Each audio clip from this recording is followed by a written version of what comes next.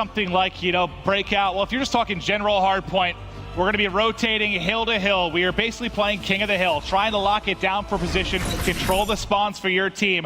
First to 250 is going to take it. If you're one of the new viewers, one hard point to highlight is going to be your second. That's Turbine. That is where you can set up early, rotate early, get a ton of time. You know, it's good 45 plus second where you can lock it down. But God, man, I have no idea who to take in this, but let's look at the leaderboard and see what players stand out. You see 7th, 8th, 9th. That's Formal, Scump, and Jerd, rounding out kind of your bottom half of the top 10. Pretty impressive stuff here to have two of your Slayers in the top 10. Jerd has been playing insane all weekend. We touched on his performance from game 1. He was a rock star in their Search and Destroy game 2. They need him now more than ever going into this next hard point. But really, you got to look at Bance. He was the guy who was slow on that first throwback. He wasn't able to be there when they needed to close things out in game number 1. You need more than just Jerd going into this game 4. And this duo here is what's amazing, because if you talked to me before this series, Formal was the MVP for me thus far this tournament for Optic Gaming. After this series, depending on how this concludes, Scump may have taken that over. And how insane is that to think? How many teams are there really where you can consistently have two people at any point that could be MVPs for an overall tournament? Those guys are legendary.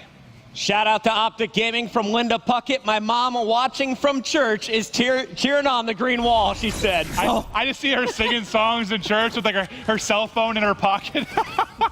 All right, here we go. It's game 4. Optic Gaming looking to close out EU's best in Splyce. Can they get it done? Kicking things off with Formal. Swap to Karma. I want to tell game 5, man. I'm hoping for Splyce here. I would love to see this series go the distance. You have to think, though, if you're Splyce, where is your mental game at right now? How confident are you in your team going into this game 4? You let your first hard point slip. You just blew another big lead in uplink. You got to set the tone early, and that's what Optic is not allowing them to do. It was Optic first with 19 straight points. And this is what I love to see. Thank you, Scump. Thank you for Optic team members for screaming at him to pull it out. We've been wanting to see the A-Rat. We've been wanting to see him with an SMG, the greatest SMG player of all time, and he's now starting to pull it out. Expect big things from him. I know he's starting out a little bit slow, though, at 0-3. 0 on your screen, able to get another pick.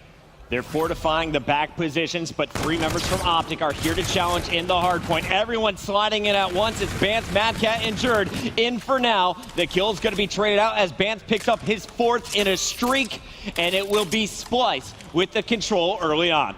Hell of a streak to start the game by Bance. The question is, can he get streaks? He's very close, 25 off, and this is one of those maps when you look at like retaliation as well. He gets the full streaks. That streaks can win you a game when it comes down to the stretch. If you're ending at a hard point like Drill that you can just nuke out, he's going to have those in his back pocket, and that's terrifying to give up to him so early. There's a few people out there in the Call of Duty world who have never earned a bombardment. Bance did it against the world's best team, and he did it in your first 2 minutes of this game. Look for this man to light things up. He's already at 7-4, Madcat at 6-5. But remember, in game 1, it was Bance off to an 8-3 start before disappearing in the middle of the game. He has to stay hot this entire time. Well, we'll stick on board with Scumpy as the new hard point's going to pop in Hangar. He's going to be holding the back spot, also watching the push. He tries to get away from that, but it's a nice tag team coming through from Madcat and crew as they find a couple. Now, pressure on Crimp, able to find 2 before falling. The last man up, though, is going to be Jordan. He's able to give them the spawn in the back. You see that's going to be Madcat and Bance in the minimap. Spawning back Hangar. That's exactly what you needed, but you still have Formal somehow disrupting inside. You can get all the spawns, Maven, but if you don't get the kills, you're just going to see a new one, and that is exactly what Splyce found themselves doing. They're spawning all the way across the map. 26 points remained here in the Hangar for Optic Gaming to mop up. There's only going to be 1 push here. Jerd on the flank. 3 players trying to hit from the front. So far, it's successful, but Formal is going to slow him down. Splyce will get in. They'll pick up the final 15 seconds. That was a must-win fight. Yeah, I wasn't sure that I agreed with another attack of that. Just maybe rotate and set up for Drill, but they win it so cleanly, and they get a nice spawn at the bottom of the map to set up for Drill. So this is actually a perfect transition. The question is, can they hold it down? The answer is a quick and heavy no. Krim and Formal and Scump, everybody really getting involved to break into Drill. So the early setup, not going to get it done here. And now the streaks, though, coming in. Fantastic hold there from Optic Gaming. It was getting dangerous. Instead, Optic able to build up basically a 30-point lead once again. Splyce is going to be challenging inside the Drill hardpoint. On the other side of this Drill, it's going to be Scump taken out by Bance. Crim6, though, there to support. 3 players challenging. Bance is going to be mopped up. Zero is going to fall as well. The spawn's too far away to continue to contest. Optic back in control. And that's a dream scenario from Optic. You put enough pressure on early and get enough of a lead that Bance feels he needs to use the bombardment this early in the game. He can't save it for a late clutch moment. And not only does he use it, you get a break for, what, 5 to 10 seconds? Optic Gaming takes control right back. So you basically get a free bombardment. It didn't do anything. I'm looking at the numbers so far in this game, and of course the numbers don't tell the whole story. You don't always see how much assisting work is happening in this one. But Jerd, just 7 and 9. He was their rock star in game 1. I'm looking for him to bounce back here as this game continues. It's still pretty tight, within about 30 points here. It could go either way, but you cannot allow Optic to build up a lead. We've seen that they're able to close out games strong. They absolutely can. It reminds you of the game 1, Splyce doing just enough to hang around, but they weren't able to take over. I know we saw a lot of lead changes over the final couple moments, but ultimately it was Optic Gaming, and that's what's so tough. It's tough to bury Optic, right?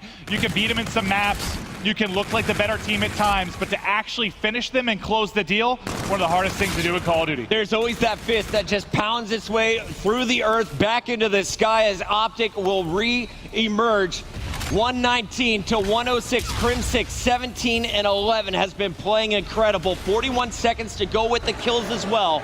He's been doing it all, and he's got his score streaks in hand. Scarab's going to be scouting out. He's now seen 3 players, injuring 1. He set himself up for success here. Yeah, but it zones him out, at least gives him a little bit extra time. His teammates get the opportunity to get set up a little bit better, but as Zero comes in over the top, Bance's streak kills Zero, but he also finds 1. It's enough for them to get the break they need. Now with 40 seconds left, we should see yet another lead change. You have really one good opportunity to break this if you're Optic Gaming, and you got to think about getting set up again. There's 30 seconds now. They're trying to look for the full team push, but you already lost Crim6. Formal comes to the edge. He drops. Scump and Karma find some kills. Oh, no. Karma actually finds a couple, and you get the break. I thought that was going to go the other way for sure. That was a 2v4 fight, basically. Yeah. You had the third guy in at the very end for Optic Gaming, but that was all Karma getting in there, hitting the melee. Crim6 is the first player in the lobby to reach 20 kills. Keep your eyes on the captain here for Optic Gaming, the former in-game leader. That role now going to Formal, but Crim6, this man can do it all. All right, so Splyce now. They've got set up in hangar, but there's one player in the back that's going to be Formal, the number 2 on the minimap, who's in a position here to collapse with his teammates. He actually just lost the gunfight from Mad Cat in the back. His teammates drop in the front, and so far, so good. Look at how far the spawn is coming in for Optic at the bottom left of the map. You're definitely going to have a lead change here. Splyce will be back in control. Big challenge down low for Mad Cat. He's going to lose that first fight to Formal. Jerd continuing to score, but here comes the pitch. Optic with a 4-man push, just 2 defenders here. Jerd will fall. Zero is down as well. Look how far Bance and Mad Cat are now spawning out. Optic once again taking control with 25 points still to go. Yeah, Splyce had control for all of about 2 seconds there before Optic regains the lead. 15 seconds now left in hangar. It's a bloodbath. All 8 players just bashing heads inside. It's 4 down for Splyce. Clean sweep for Optic Gaming. Take a team nap, boys. This is all Optic. Mopping up the hangar. The rotation is going down at the bottom half of your map. Scump, the key flanker here. Now that he wins this fight in the middle, Splyce has to think about the flank. Scump not able to get in there in time. Mad Cat gets to him just at the right moment, and it is Splyce back in position to score at the Drill. Optic is spawning out there at the hangar. Splyce with a great setup. They could retake the lead right now. Here comes the push. The sneaky position for Mad Cat, though, finds 1. His teammates back him up, and everybody falling. That's 4 evaporating for Optic, and it's Splyce still holding control. They're back in front. EU's finest, getting it down, done the stretch. We're just 25 seconds left here. Karma and Scump shut down this time. Crim6 will fall as well. Formal last one up, trying to just contest for a moment, but he has to wait for reinforcements, and there is Zero on the flank, hunting for the new respawning players for Optic Gaming. Mad Cat continues to score here for Splyce. They build up a 26-point lead, and as this Drill closes out, Optic is going to make this a 20-point game with 3:28 left on the clock. And this is a hard point that typically would be hard to hold at the top bridge and mid-map, but Optic, a team that we've actually seen rack up a ton of time here just with the individual gun skill. You see camo available for both sides. Optic set up in the middle. That's going to be a couple dropping. It's a two-piece from Bance, and as they push out, a couple tagged up, but they're soaring in, not able to snap. It's Bance. He finds the 3 entry kills and gets the break. Scump trying to get an angle. Splyce now 35 points away from victory here. Scump's going to stop him for scoring, but 0 too strong. The 3-piece there is going to secure the hill. It's going to come down to payloads here in our last 2 to 3 hard points. Splyce still has 20 points to go here on the bridge. Optic is forced to contest. They're contesting for now. With just under 15 seconds left to go, we're absolutely seeing another hard point. Now comes the push through. They're trying to wrap back. They have Centurion to set up here at Turbine as well. This is probably where Splyce can close the game. They just need to win one true battle, and that'll be all she wrote. You see kills coming in from either side, but it's Mad Cat indoors. That's getting it done. So many clutch kills throughout. Can't get the last, though. Formal has to go huge. 240 for Splyce. They have one last opportunity. Nades in. There's a camo inside. They can't get it done. Time ticking away. Karma has to get in. He gets in at 249. He's behind a couple of players. Can he find both kills? Can't get the break in. The final tick should be there, but Krem 6 is just barely still alive. It's done. And there is your final kill. Massive performance from Splyce. It's the opposite of game 1. The second half comeback from our European squad. And to close things out, it was 0 on a 7 streak, sealing the deal. Honestly, the biggest thing I think for me, though, I thought Optic had the potential to close it out and drill, or at least make a very strong force there. They're gonna be, not drill, at mid-bridge. Bance with those 3 kills to get the entry and break that open, they really got the rest of the remaining time. Those 3 kills, I know there are a lot of moments over the course of the game that are big, but down the stretch, that was the hugest bit for me. Bance just going man mode there and breaking in. If you're an Optic fan on day 1, you were happy with the results, but you're probably bored by the games. They're all pretty one-sided. Day 2, it got tense against Luminosity last night, but this is the furthest I've seen any team take Optic Gaming since Atlanta. Splyce is taking them the distance, and if you watch game number 2, you know they are fully capable of sending Optic to the loser's bracket right now. They gave Optic Gaming their first S&D loss here. Can they give them their second, Chris? This has been one hell of a series. I want to take a look at some of the stats from this game 4, see where most of the damage was done, who were the highlight players.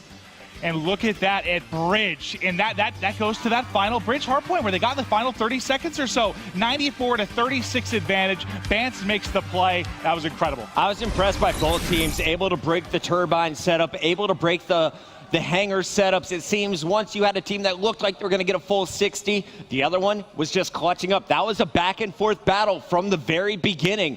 These two teams more evenly matched than I think anyone expected, especially us casters. Yeah, couldn't agree more, man. This has been amazing stuff, and it's going to be throwback hardpoint for the final game 5. It is Championship Sunday of CWL Dallas. Search and Destroy up next.